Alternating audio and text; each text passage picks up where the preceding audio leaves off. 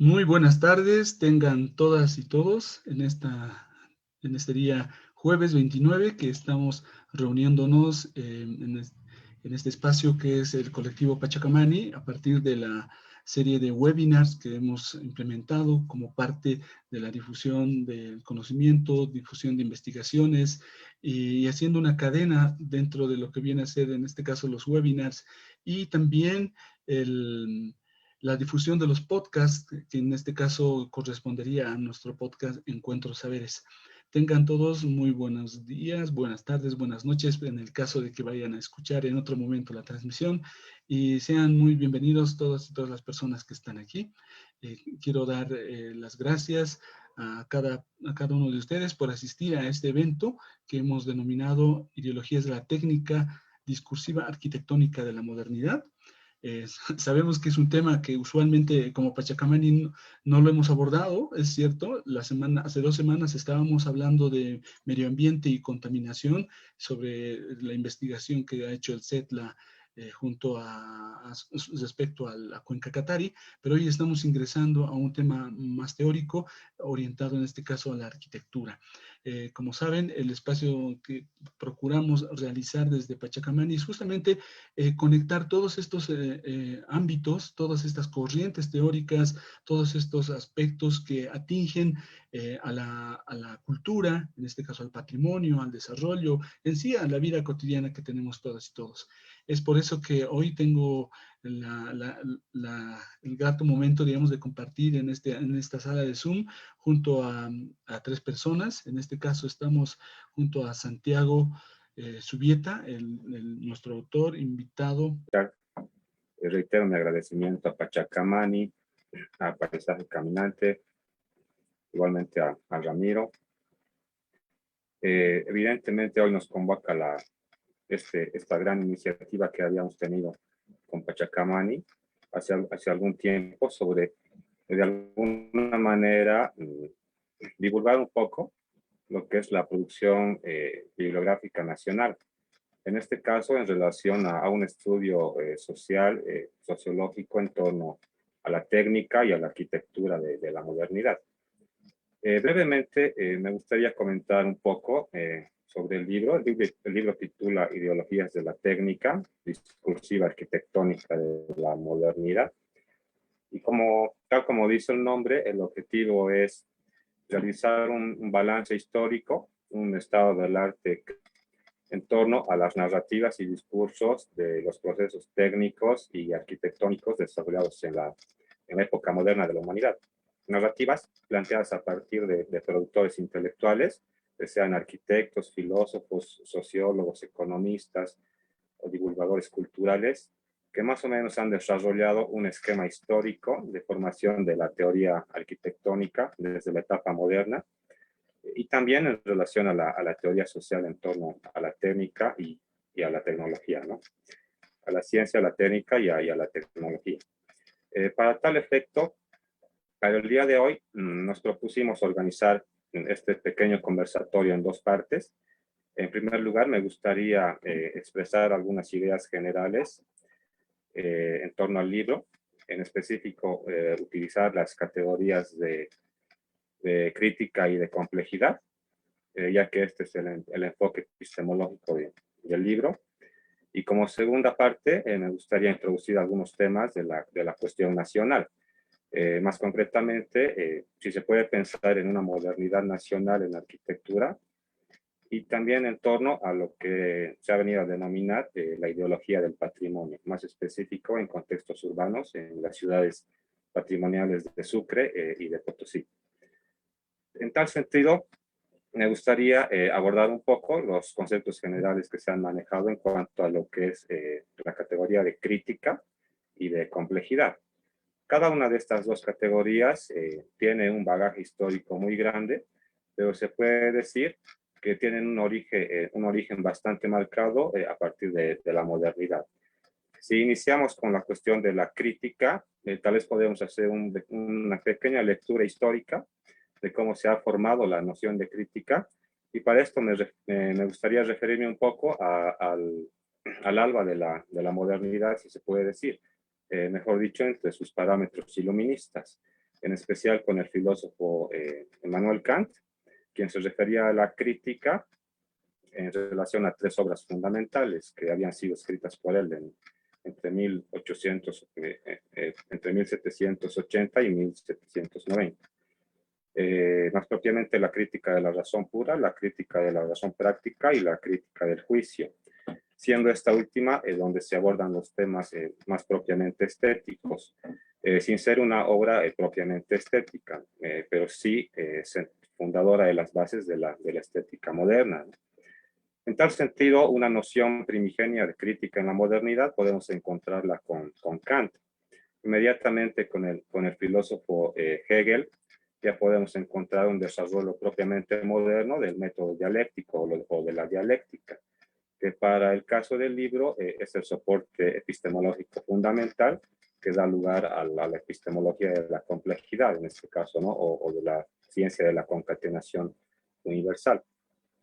De igual modo, la concepción de la crítica ha sido fundamental en el desarrollo de las ciencias modernas y de las disciplinas.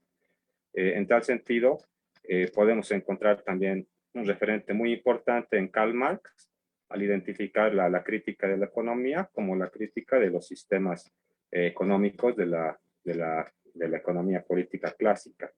En tal sentido, es muy importante el abordaje del punto de vista de la sociología económica en el análisis de teoría arquitectónica que se está proponiendo a partir de esta obra. En tal sentido, también la cuestión de la crítica tiene un recorrido propio a partir de los siguientes años y décadas. Podemos encontrar referentes en la Escuela de Frankfurt y de muchos filósofos que, incluyendo las cuestiones o los puntos de vista fenomenológicos, han asumido el concepto de crítica o de crisis para el desarrollo ulterior de las disciplinas científicas. En este caso podríamos nombrar, por ejemplo, al filósofo Edmund Husserl, a partir de su obra La crisis de la ciencia moderna y la fenomenología trascendental. En tal sentido, en arquitectura y también en la concepción social de la técnica, podemos también encontrar un bagaje extenso de la concepción de la crítica o del recorrido crítico. Sin embargo, lo que sucede en el caso de la arquitectura es que su producción teórica principalmente se ha desarrollado en sus etapas tempranas a partir de una visión unilateral de la disciplina. En tal sentido, se abordaban los temas propiamente arquitectónicos, técnicos o tecnológicos. Sobre esto podemos encontrar referentes muy importantes desde la etapa moderna, ¿no? Encontrando referentes en Perrault, en Durant. Sin embargo, esto no implica que no hayan habido anteriores esfuerzos también en teoría de la arquitectura. Sin embargo, lo que ha sucedido con la crítica es que con el pasar de las décadas y del progreso mismo de las disciplinas científicas no propiamente arquitectónicas, es que la teoría crítica arquitectónica ha tenido que expandir sus horizontes de atención hacia otro conjunto de disciplinas que no son precisamente arquitectónicas. Sin embargo, evidentemente, esto depende de las orientaciones filosóficas, sociales o políticas que hayan tenido los pensadores hacia lo técnico o hacia lo arquitectónico. Porque, como se decía, la cuestión de la crítica bien ha podido enfocarse desde el punto de vista del análisis de la situación material de las sociedades, como sucedió con el materialismo filosófico, como también desde el análisis de la experiencia vivida y de los procesos ulteriores de la conciencia y de la percepción, en este caso las corrientes filosóficas propiamente fenomenológicas, como el caso de Edmund Husserl. En ese sentido, tenemos un paraguas básicamente dividido en dos grandes campos, dos grandes corrientes filosóficas, unas de corte más realista, materialista o economicista, por así decirlo, y otras corrientes más propiamente fenomenológicas. En tal sentido, nos ha interesado realizar un análisis crítico de estas posiciones filosóficas y sociológicas, no propiamente arquitectónicas, pero que se refieren a la arquitectura, para construir un diálogo con los autores que son propiamente teóricos de la arquitectura de la modernidad. ¿No? En tal sentido, se puede evidenciar que en el gran grueso de la producción teórica en arquitectura, se cuenta con elementos de crítica que no necesariamente van en comunicación con el curso ulterior de las ciencias, y en este caso de las ciencias humanas y de las ciencias sociales. Entonces, se ha visto la necesidad de encarar, si se quiere, un esfuerzo modesto de actualización de toda esta discusión teórica que se ha formulado en las grandes etapas de la modernidad en cuestión del análisis social en torno a la técnica y a la arquitectura. Por así decirlo, podemos nombrar una conceptualización general de crítica, sobre la cual podríamos recurrir a una interpretación de Michel Foucault cuando pensaba que la crítica es el arte de no ser tan gobernado, ¿no? Es decir, el arte de exponer una forma de inservidumbre voluntaria, ¿no? Es decir, la indocilidad reflexiva que podemos presentar a partir del paradigma moderno con excelencia, que era el pensar por uno mismo o el pensar respecto a las concepciones propias, ¿no es cierto? A partir de los esfuerzos de secularización de la sociedad a finales de la Edad Media, respecto a los temas del abordaje religioso principalmente, para encarar la reflexión en cuanto a los temas de la vida espiritual y de la vida social. En tal sentido, la crítica, desde sus orígenes, tendría una posición de poner ciertos límites o barreras de acción a los poderes externos que determinan las concepciones espirituales en torno a la sociedad. ¿No es cierto? De igual modo, pasó con los siguientes productores de crítica filosófica, que se referían, según el caso, a un análisis o estado del arte de las corrientes, en este caso económicas, que se desarrollaron a partir de la economía política clásica, para establecer, en base a este arsenal de conocimientos, un análisis propiamente crítico. Un ejemplo de esto sería la cuestión de la economía marxista, que ha tenido un desarrollo muy anterior a ella, pero también un devenir posterior bastante grande en las discursivas y narrativas sobre lo técnico y también sobre lo arquitectónico. En ese sentido, desde el enfoque de la complejidad, para nosotros lo que establecemos como crítica y como crítica arquitectónica es establecer medios de comunicación con el resto de disciplinas que no son propiamente arquitectónicas, ¿no? Entonces, la interdisciplinariedad y la transdisciplinariedad son instrumentos de acción para poder construir análisis críticos que en lo posible aspiren a la totalidad como horizonte. Es decir, no analizar los fenómenos ni los fenómenos técnicos, urbanos o arquitectónicos como casos aislados, como portadores de cualidades o virtudes intrínsecas, sino como un conjunto de mediaciones y de relaciones sociales que han tenido que ser necesarias para la producción y elaboración de determinados hechos técnicos urbanos o arquitectónicos. En este caso, el horizonte de la complejidad implica el horizonte de la apertura transdisciplinaria, en este caso en relación a las ciencias humanas, más propiamente la economía política clásica, la sociología y la filosofía, como tres fuentes principales del acervo de las ciencias humanas, con los cuales la teoría de la arquitectura ha sido desarrollada en este pequeño trabajo que estamos teniendo la oportunidad de divulgar. En ese sentido, podemos establecer también una relación directa en la historia de la modernidad entre lo que significan los saberes propiamente científicos y técnicos con las relaciones de poder en las cuales estos se insertan o con las cuales tienen que desarrollarse conjuntamente. En tal sentido, existe una relación directa entre el saber y el poder desde muchísimas perspectivas filosóficas que evidentemente es lo que forma en sí el constructo y el cuerpo grande del proceso científico-tecnológico, ¿no es cierto? ¿Qué quiere decir esto? Que el saber científico no únicamente es saber científico como tal, sino que está inserto en determinado contexto social que está involucrado por medio de ciertas relaciones que se ejercen de poder. Y lo que hacen estas relaciones de poder para el acervo científico básicamente es identificar los elementos o las condiciones en las que este saber científico puede realmente aparecer, transmitirse, comunicarse o volverse pedagogía al fin y al cabo. Entonces, no es el conocimiento científico o técnico como tal, en su acervo intrínseco, lo que hace que se exponga y se haga uso de la sociedad, sino más bien el conjunto de mediaciones sociales involucradas en este proceso. Esto puede leerse desde diferentes perspectivas. Por ejemplo, lo que se ha venido a denominar desde el método de la economía política clásica para entender el proceso tecnológico en el libro es la doble concepción de la tecnología a partir de la tecnología en general y la tecnología como capital.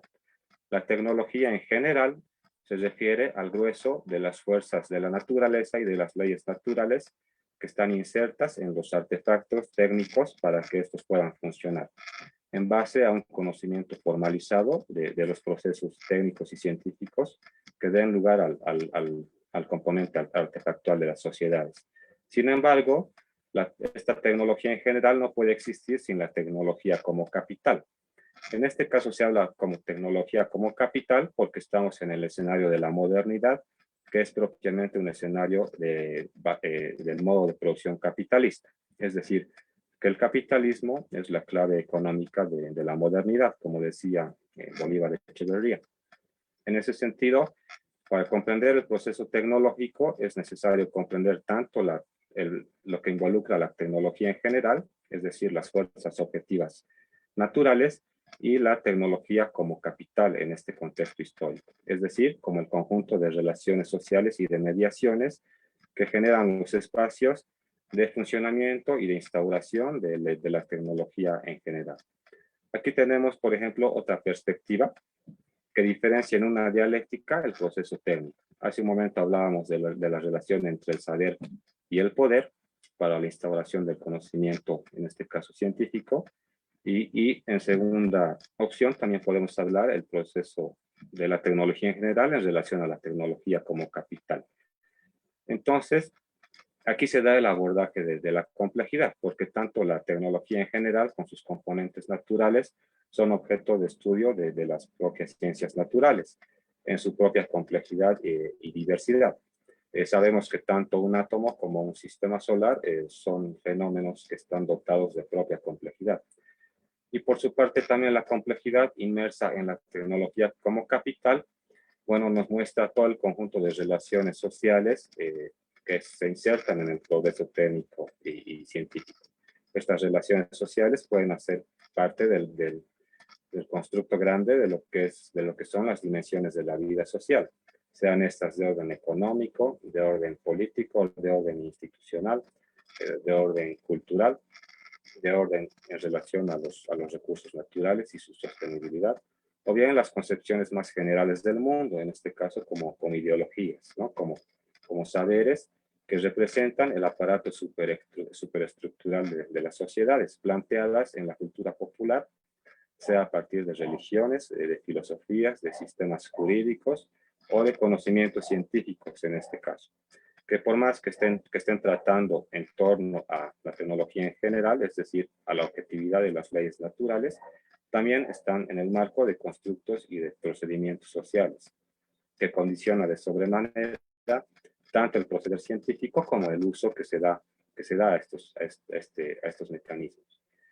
En ese sentido, podemos recordar tal vez a un teórico muy importante de la arquitectura, que es Manfredo Tafuri, que en realidad puede ser tal vez el teórico más influyente del siglo XX, que sin embargo no era arquitecto, pero que a su vez ha trabajado también el abordaje de la teoría desde el punto de vista de la crítica. Y en tal sentido, su crítica va en muchas direcciones, ¿no? Él analiza la crítica propiamente arquitectónica y cómo la crítica arquitectónica en su desarrollo histórico para Tafuri ha sido simplemente una forma de legitimar y de instaurar las relaciones de dominación y de poder de las clases dominantes de la sociedad por medio de los procedimientos y de los discursos arquitectónicos. Es decir, que para Tafuri, por ejemplo, toda la producción importante del movimiento moderno, sobre todo, lo que consiste en su crítica es hacer una crítica operativa de la sociedad. Es decir, una crítica que legitime las relaciones de producción y las relaciones de dominación. No olvidemos que la arquitectura moderna y del movimiento moderno ya se planteaba a sí misma como una arquitectura de vanguardia, ¿no? Como un proceso revolucionario, tanto en la sociedad como en la técnica, como en la forma de comprensión de lo urbano y de lo arquitectónico. Sin embargo, los horizontes de crítica pueden expandirse, como vemos en este caso con Tafuri. Y esto se logra preferentemente cuando se abordan en mayores dimensiones del espacio de la realidad o de la sociedad. En este caso, se han abordado, como vemos para Tafuri, las dimensiones políticas, ¿no? Entonces vemos cómo la crítica puede ser un poco más débil o más fuerte en la medida de que pueden comunicarse con diferentes dimensiones de la vida social. Entonces el análisis crítico lo que permitirá es aspirar justamente a ese proceso. Finalmente, para complementar un poco el abordaje del paradigma de la complejidad desde la arquitectura, básicamente lo que se hace es un desarrollo ulterior de la filosofía dialéctica, ¿no es cierto? Si podemos recordar, la filosofía dialéctica tiene un desarrollo de formación bastante largo, que podemos encontrarlo ya en la antigüedad, con pensadores como Aristóteles o como Heráclito, pero que sin embargo en su forma propiamente moderna se da con Hegel y con Marx, y que con el desarrollo ulterior de las ciencias también se ha manifestado en diferentes teorías que no se llaman propiamente a sí mismas dialécticas, pero que necesariamente han tenido que encontrarse con fenómenos de esta naturaleza en el abordaje científico de los hechos. Por ejemplo, me gustaría referirme a la teoría de sistemas o a la teoría de la cibernética, que son teorías que están planteadas desde la transdisciplina, ¿no es cierto? En especial desde los enfoques mecánicos, físicos, biofísicos, biológicos y también sociales, que son procesos eminentemente dialécticos, porque lo que se estudia es el proceso del movimiento de los diferentes fenómenos de la naturaleza. En tal sentido, el abordaje de la complejidad puede emparentarse en el contexto actual con la producción teórica de Edgar Morin, evidentemente, pero que sin embargo debe ser considerada o puede ser considerada desde un análisis histórico y no propiamente nuevo a partir de las teorías de la complejidad de Edgar Morin. Este análisis histórico se parece más o menos al que estamos abordando, es decir, el desarrollo de la dialéctica como el desarrollo de la teoría del conocimiento en su generalidad histórica, pero que necesita elementos de comunicación con la crítica para establecer nuevas zonas de comprensión de los hechos arquitectónicos y técnicos, como se ha intentado hacer y como se pretende lograr cuando se identifican los problemas que son más propiamente sociológicos, es decir, como decía Bourdieu, los problemas que tal vez incomodan a los abordajes tradicionales de las disciplinas científicas. Ese sería más o menos un esquema básico de cómo se ha orientado la cuestión o el ente de interpretación para realizar este trabajo en torno a la epistemología de la crítica y de la complejidad. Evidentemente, la crítica, al tener un recorrido tan vasto, también ha sido objeto de crítica, si se puede llamar así. Por ejemplo, el sociólogo de la ciencia Bruno Latour se refería a la crisis de la crítica, ¿no es cierto? Como decir que ya estamos cansados de los abordajes que se llaman a sí mismos críticos o que se presentan críticos. Sin embargo, esto también es una recurrencia histórica, ¿no? Me gustaría tal vez recuperar algún pedazo de la formación materialista cuando se refería a que la crítica es en realidad el proceso de creación y el método a partir del cual se desarrollan los conocimientos y mucho más los conocimientos científicos y técnicos. Entonces, en la medida en que la crítica aborda la complejidad como método, como horizonte, esta crítica puede ser mucho más multilateral y dialéctica, ¿no? Esa es la concepción general.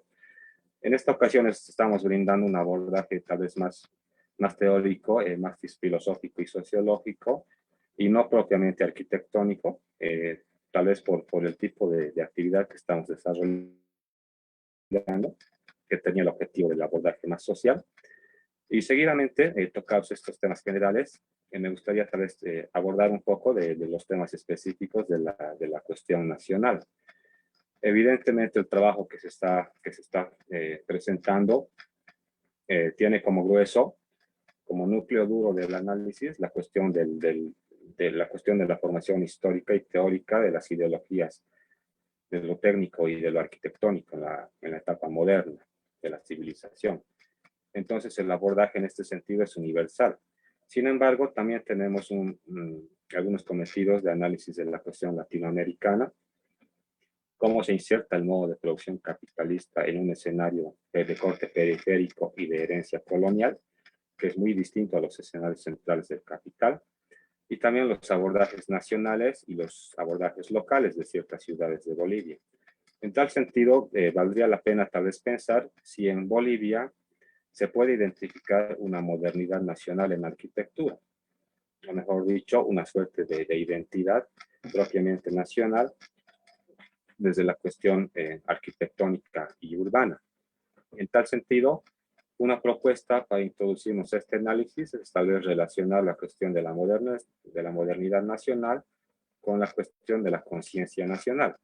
Podemos recordar que la conciencia nacional, o la categoría de conciencia nacional, es una categoría bastante presente en las ciencias sociales bolivianas, sobre todo a partir de las obras como Nacionalismo y Coloniaje, o bien las obras de Zabaleta Mercado, El desarrollo de la conciencia nacional, o las obras de Sergio Almaraz, donde se apuntaba justamente a una formación de una conciencia nacional que sea coherente con la articulación de un Estado nacional correspondiente, es decir, un Estado-nación que sea producto de tareas burguesas resueltas para las formaciones de los estados capitalistas, que a su vez puedan instaurar en su sociedad elementos de cohesión nacional y de identificación física y social con el territorio y con las prácticas nacionales. Sin embargo, como podemos ver en estos teóricos sociales bolivianos, vemos que esta situación tal vez ha sido una cuestión un poco fallida en el desarrollo histórico de la cultura nacional respecto a formaciones ideológicas propiamente nacionales. Al existir tal vez un abigarramiento o una sobreposición bastante ecléctica, no solo de pautas culturales y geográficas, sino de modos de producción, de formaciones económicas dentro de un mismo país como Bolivia, bajo la tutela de un modo de producción dominante, en este caso capitalista, al cual Bolivia como país periférico se articula de alguna forma, pero que también bajo el manto de formaciones económicas precapitalistas. Entonces aquí la cuestión es mucho más compleja y obviamente en los productos culturales arquitectónicos se ve también este debate. Podemos referirnos a arquitectos que han prestado atención a esta situación, entre ellos Emilio Villanueva, quien tal vez es el representante más importante de lo que se podría denominar una arquitectura nacional en la primera mitad del siglo XX. Por ejemplo, también tenemos el caso de Juan Carlos Calderón, ya en una etapa posterior, como arquitectos que más o menos han desarrollado la actividad arquitectónica bajo el amparo de los sectores dominantes de las formaciones nacionales, ¿no es cierto? En tal sentido, producciones arquitectónicas suyas son pues edificios de gobierno, edificios de gestión, edificios simbólicos en nuestro país. Por ejemplo, con Villanueva tenemos la vicepresidencia, tenemos el monobloc de la UNSA ya como una etapa tardía de su producción, a partir de una producción más propiamente identificada con el movimiento moderno, pero que rescata como muchas de sus obras anteriores las cuestiones de la simbología vernácula tiahuanacota, al igual que sucede en Juan Carlos Calderón, o como puede suceder ya en etapas más actuales de arquitectura boliviana, como es la arquitectura que se ha venido a denominar en estos años como la arquitectura de los cholets, que sobre la base de los medios de comunicación representan tal vez por primera vez una arquitectura que sea propiamente nacional desde el punto de vista de la comunicación mediática, ¿no es cierto? No considerando los puntos de vista de las disciplinas, ni tampoco de las academias, ni de las cuestiones propiamente arquitectónicas o técnicas, sino desde la cuestión de la comunicación y de la construcción de la opinión pública y de la cuestión mediática, ¿no? Lo cual no había pasado con alguna otra arquitectura nacional en el pasado. Podemos aclarar aquí tal vez que en nuestro libro no pretendemos estudiar propiamente edificios arquitectónicos, ni tampoco ejercer valoraciones estéticas, tecnológicas o funcionales de obras arquitectónicas, sino más bien analizar las discursivas y las narrativas que se dan en los procesos de estudio de lo técnico y de lo arquitectónico en la etapa de la modernidad. Y en este caso, la arquitectura nacional también es un ejemplo para identificar estas discursivas o narrativas de formación de caldos culturales en base a la arquitectura. Por ejemplo, si ponemos en Google arquitectura boliviana, lo que nos va a saltar en las imágenes de forma más rápida son las arquitecturas de los denominados cholets. Entonces hay una forma de institucionalización mediática de este tipo de arquitecturas que más bien hacen gala del abordaje del rescate cultural y del posicionamiento de la cultura, que también de cierta manera se recuperan las cuestiones de los simbolismos tiahuanacotas y del lenguaje de este tipo, como sucedía ya en los años 30 y en adelante con Emilio Villanueva o con Juan Carlos Calderón en este caso. Sin embargo, una cuestión recurrente en estos estudios es que no existe una arquitectura propiamente nacional, al no existir una conciencia propiamente nacional. Es decir, al existir muchas culturas y formaciones sociales nacionales, también existen muchas manifestaciones culturales y arquitectónicas nacionales, ¿no? Pero que sin embargo no pueden identificarse como tales, como unas propiamente nacionales, porque pueden estar un poco mediadas por ciertas formas de acciones de dominación en el pasado, sea de índole clasista o de índole racial. En tal sentido, hay una lucha todavía en esa discursiva de búsqueda o de aspiración de las cuestiones nacionales en arquitectura. Seguidamente tenemos otro ejemplo de formación ideológica arquitectónica en el país que se refiere a lo que he venido a denominar ideología del patrimonio. En este caso, obviamente, del patrimonio urbano y arquitectónico, que se da preferentemente en las ciudades patrimoniales de Sucre y de Potosí. En este caso, el paradigma del patrimonio y del conservacionismo también es un paradigma emergente de la modernidad. Es justamente con la modernidad donde se instaura esta cuestión del rescate de los valores patrimoniales. Más precisamente, esto se da en Francia en el siglo XVIII, donde se establecen políticas y direcciones institucionales de rescate de la tradición y de los valores culturales y de los valores históricos. En el marco de los intereses de cohesión de los estados nacionales de ese entonces, es decir, de los momentos, de las primeras etapas del capitalismo propiamente clásico o industrial sobre la base de un estado moderno. Es de ahí que algunos teóricos como François Choay pensaba que una cuestión básica del patrimonio y de la ideología o de la alegoría del patrimonio es la relación de doble necesidad que existe entre las cuestiones de interés de los nacionalismos con la celebración de los monumentos. Sin embargo, esto se refiere a una etapa de formación de las ideas patrimonialistas, es decir, al siglo XVIII en adelante, que más o menos en el futuro o en lo posterior se habrían repetido con algunos grandes matices según los contextos históricos. En tal sentido, el patrimonio como institucionalización en el siglo XX se habría formado preferentemente a partir de la etapa globalizatoria del capitalismo.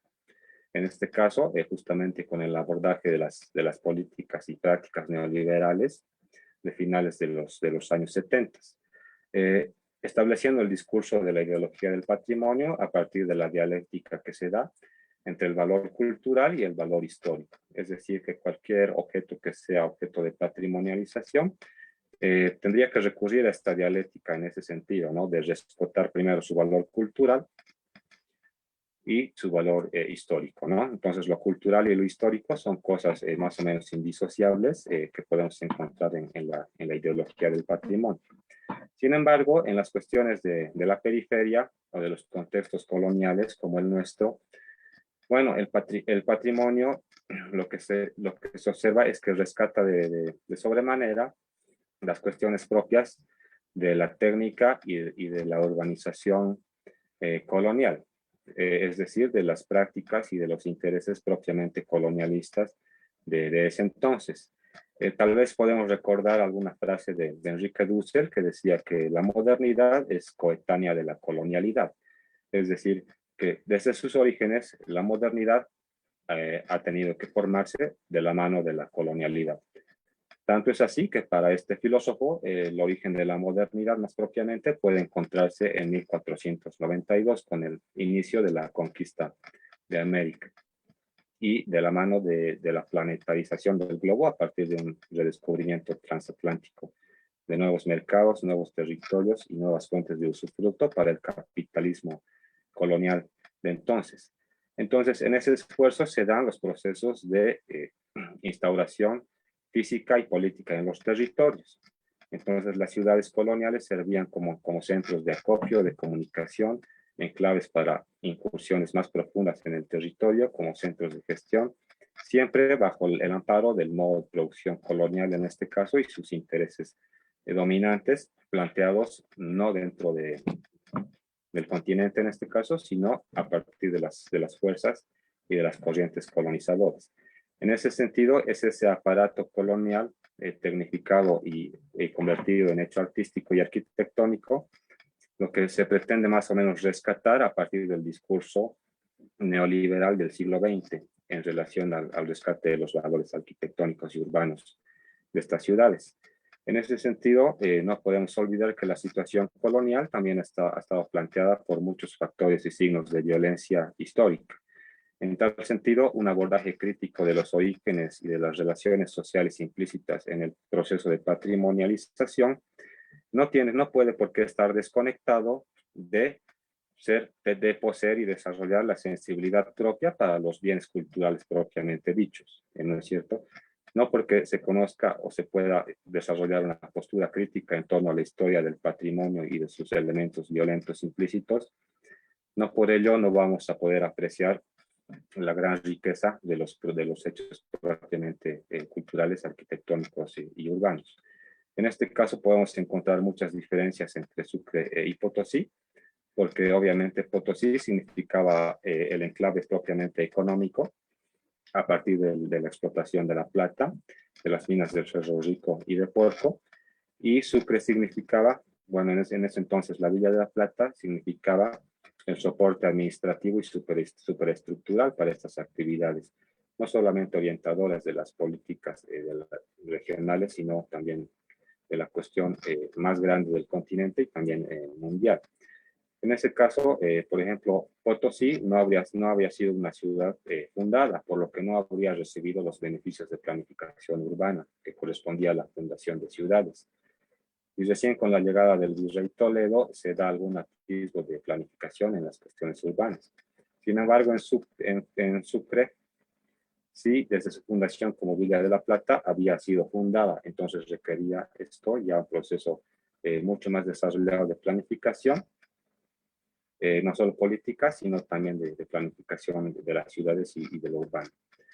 Entonces, es todo el legado del colonialismo y del colonialismo edificado en este caso, lo que ahora se rescata como una cuestión de patrimonialización, ¿no es cierto?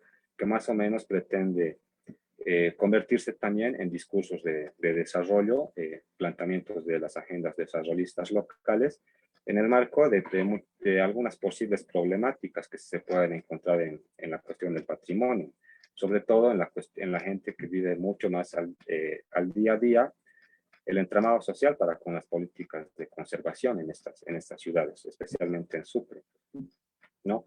Por ejemplo, si se ha hecho una revisión de la prensa, tanto de Sucre como de Potosí, desde el año 2015, con los periódicos más propiamente dichos, Correo del Sur, el Sucre y el Potosí en Potosí, y se ha podido encontrar que en cuestiones de patrimonio existen 4 grandes problemáticas, ¿no? Cuestión de patrimonio urbano, evidentemente, ¿no? Que problemáticas que pueden ser los factores institucionales, es decir, las dificultades que se tiene para establecer una institucionalidad fuerte y que es muy importante para cualquier modelo de desarrollo. También los contenidos ideológicos y desarrollistas en estas visiones, es decir, enfocar el patrimonio y su rescate como un modelo de desarrollo local, tal vez abstrayendo un poco la gran dinámica y complejidad de las ciudades, que tal vez tienen en lo patrimonial algo muy periférico para sus procesos sociales de desarrollo.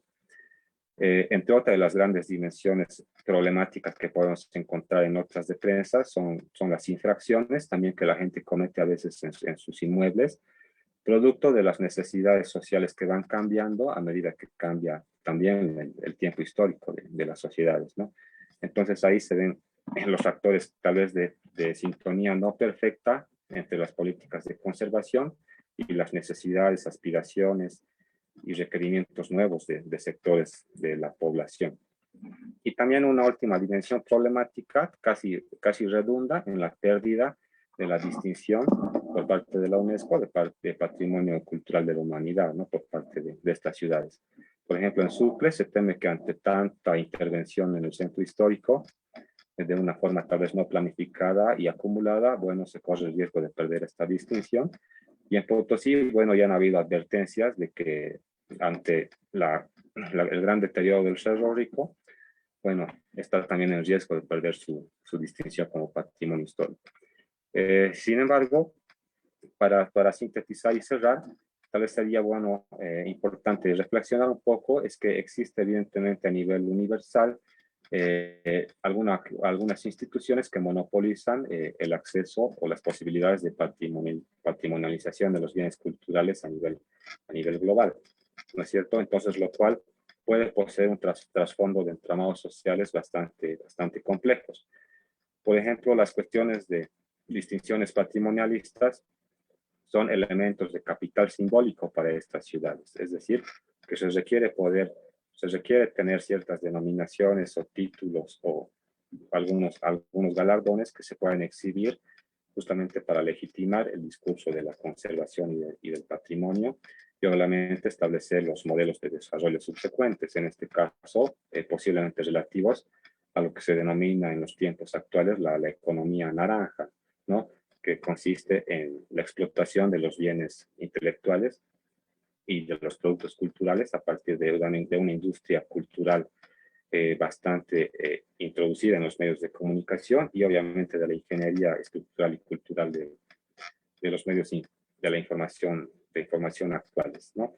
Entonces, ese más o menos es un abordaje histórico de la cuestión del patrimonio histórico en estas ciudades, en Bolivia, desde un punto de vista que no nos permita olvidarnos cuál es el origen y tradición de estas prácticas patrimoniales que se quieren rescatar, con el objetivo de siempre tener una lectura crítica que nos pueda permitir también orientarnos un poco más en las cuestiones para encontrar en las ideologías dominantes, en este caso, por ejemplo, patrimonialistas, los elementos de violencia cultural históricos que se han venido reproduciendo en las sociedades capitalistas y en especial en las sociedades colonialistas o de capitalismo periférico.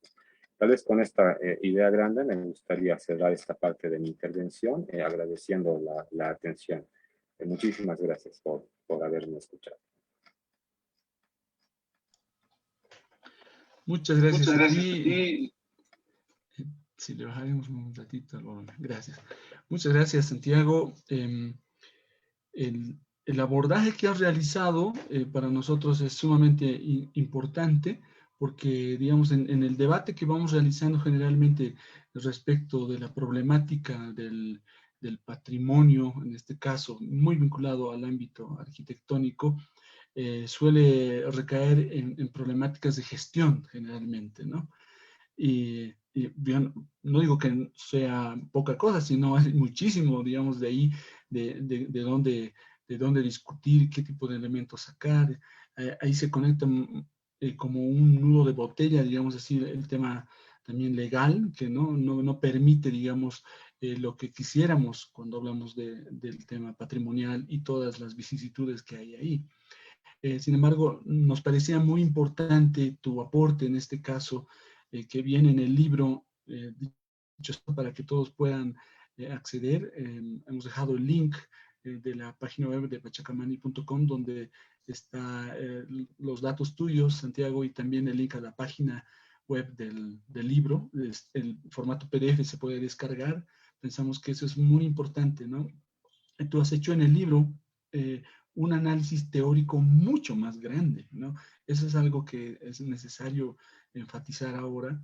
Es un análisis de toda la época moderna que viene a ser todo lo que entendemos como teoría arquitectónica hoy en día. Eso, esa sistematización que has realizado sobre eso desde un punto de vista crítico, que lo has sintetizado muchísimo en la primera parte de tu intervención, creo que es algo muy importante, especialmente para las personas que nos están escuchando, que es del área, ¿no? Ahora, esta perspectiva teórica que tú haces desde un punto de vista crítico, aplicado, en este caso, al tema patrimonial y de la teoría arquitectónica, creo que es una novedad, ¿no?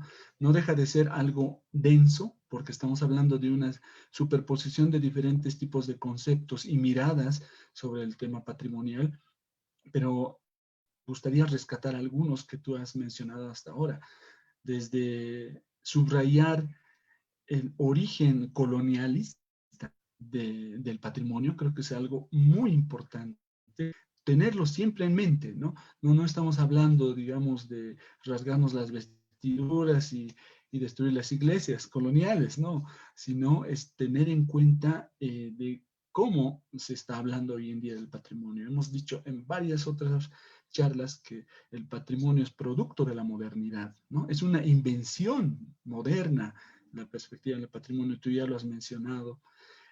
Este aspecto creo que es sumamente importante mantenerlo siempre vigente en nosotros, ya que es algo con lo que tenemos que lidiar todas las personas que trabajamos el tema patrimonial, ya sea desde un punto de vista positivo, ya sea como una forma de desarrollo local que tú has mencionado, o incluso como una forma de reivindicación social hoy en día, saliendo a otros ámbitos patrimoniales.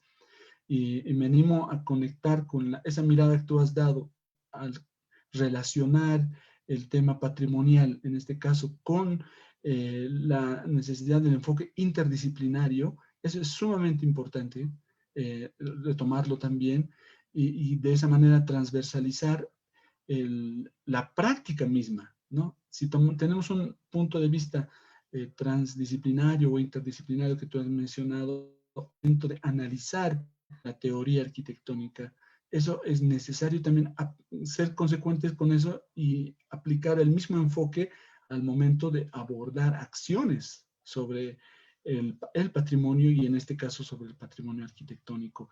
Y ese aspecto creemos nosotros que es sumamente importante tomar en cuenta también, ¿no? Eh, Invitamos a todas las personas a que puedan revisar el libro. Creemos que esa es también la razón por la que hemos invitado a Ramiro. Él vio el texto y es uno de los pocos aportes que se realiza en sistematización teórica de la arquitectura realizadas en nuestro país, ¿no? Y más aún por jóvenes investigadores como en este caso Santiago. Y esa ha sido, digamos, la necesidad por la cual nosotros hemos invitado a Santiago para que pueda comentar este aspecto. Quiero hacer una consulta antes de dar lectura a los comentarios que ya nos están llegando por Facebook también, y supongo a las personas que están también en la sala con nosotros. Quisiera saber, o sea, considerando toda esta actualidad y la amplitud de visiones que nos has mencionado sobre la teoría arquitectónica, ¿cuáles son las corrientes que tú identificas que más han prevalecido en el ejercicio de la teoría, de la práctica arquitectónica en nuestro país, ¿no? Ya has mencionado algunas, tal vez hablando de nacionalismo, pero a veces hay algunas que se quedan mucho más con nosotros y hay otras que no tanto, digamos, ¿no? En el ámbito etnomusicológico, la antropología, sucede ese tipo de enfoques, ¿no? Entonces, ¿tú cuáles podrías mencionarnos en este caso, hablando de esta relación?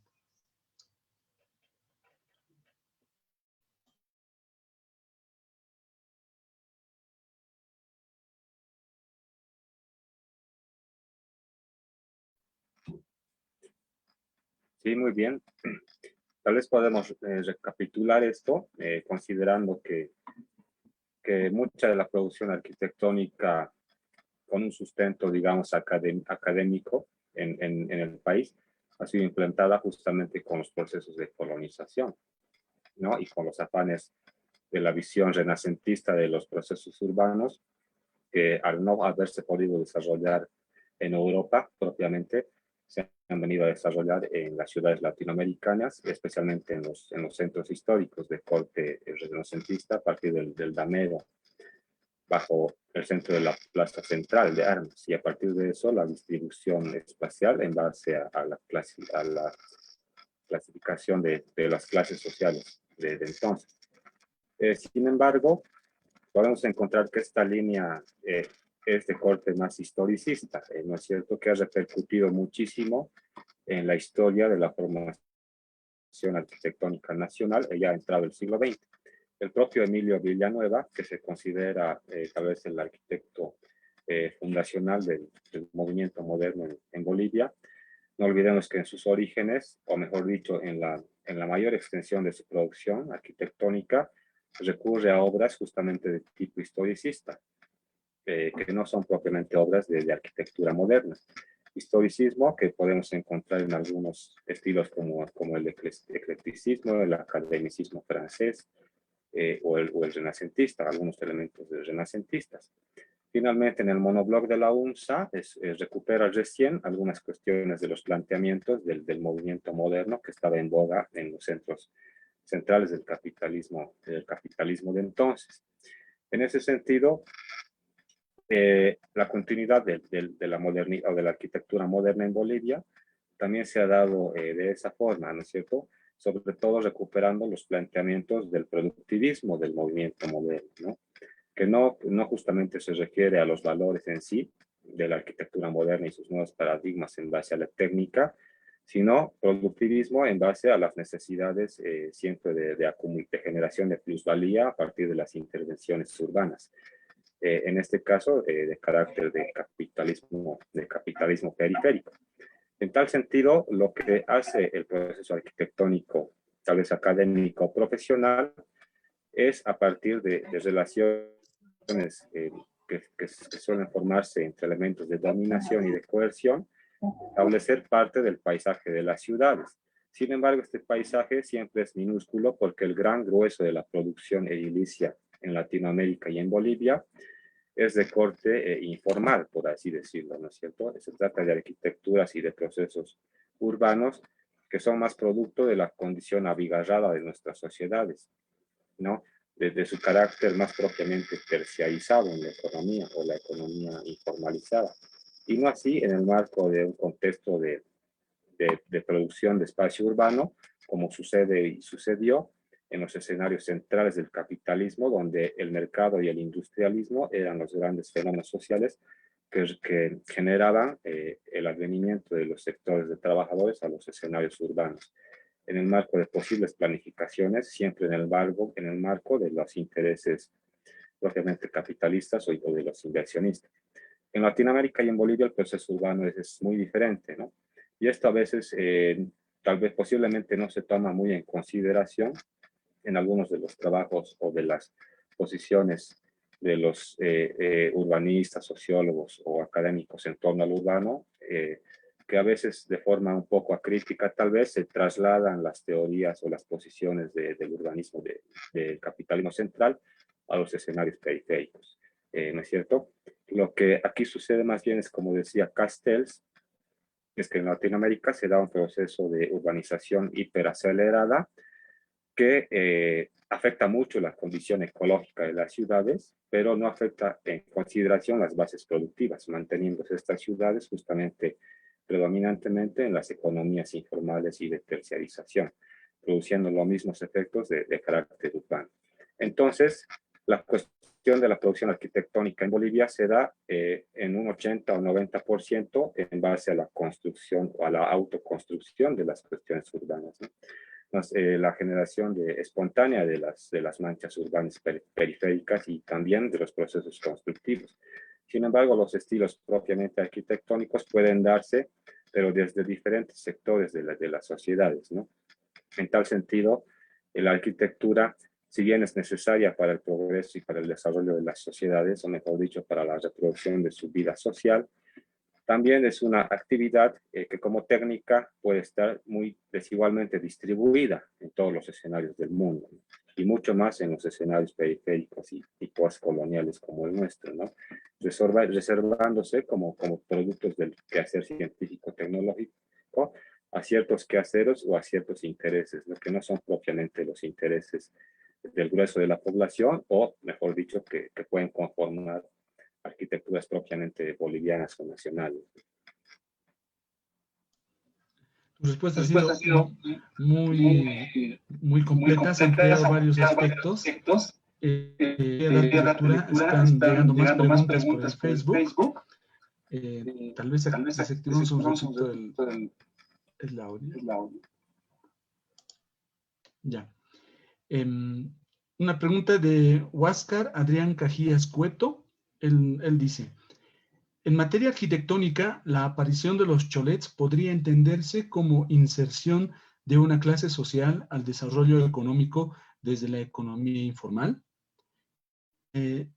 Esta es propia, llamado proceso de cambio, en realidad es un fenómeno resultante del propio neoliberalismo que propició la migración de lo rural a la urbanidad. Esa es la consulta de Huáscar Adrián.